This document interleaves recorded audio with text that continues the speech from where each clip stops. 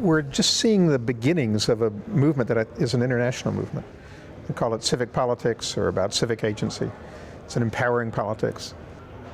It's different than the way people normally think about movements. So it's not protest, it's not asking for policy change. There'll be some of that, but the heart of it is actually reversing the long developing trend towards bureaucratization, towards expert domination.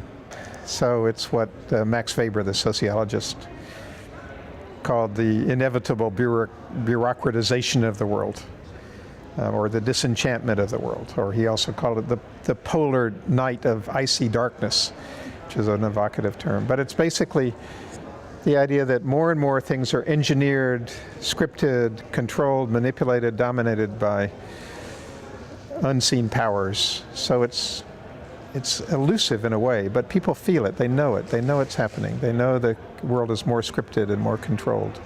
So we're at the threshold of a movement that is going to, you could say, recommunalize the world and our institutions, our schools and our businesses and our government agencies and our nonprofits and our religious organizations. They'll be reintegrated into the civic life of communities.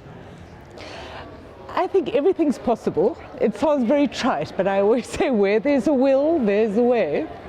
I mean, I'm of the yes we can generation. As I said in my introduction tonight, I come from the 1980s generation in South Africa, when the world really thought that we would never see the end of apartheid in our lifetime. And we thought differently, and we organized and we got rid of apartheid. What you ask, what do I hope people learn from the lecture? I want people to think about their work as a potential civic site that can be a profoundly important site for making change. So rather than think about making change simply as a volunteer in some organization, what work are you doing and how can it become more public and more meaningful and more political in a deep sense of politics, not partisan? That's the most important thing. And then secondly, I want people to recognize that there is something stirring that they can contribute to. There's a movement that's about to change the world. Well, coming from my own concerns, I think the first step that we have to make is to limit the power of big business. I think big business has an inordinate amount of policy influence. I think that most of our governments have been captured by those interests. I can think of many indications of evidence of that.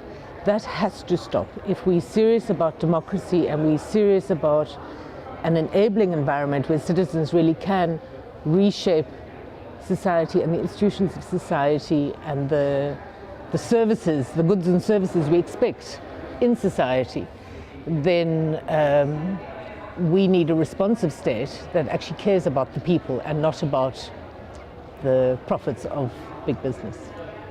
You're asking the timeline for change. I think this is in some ways like the civil rights movement in America or the anti-apartheid movement in South Africa.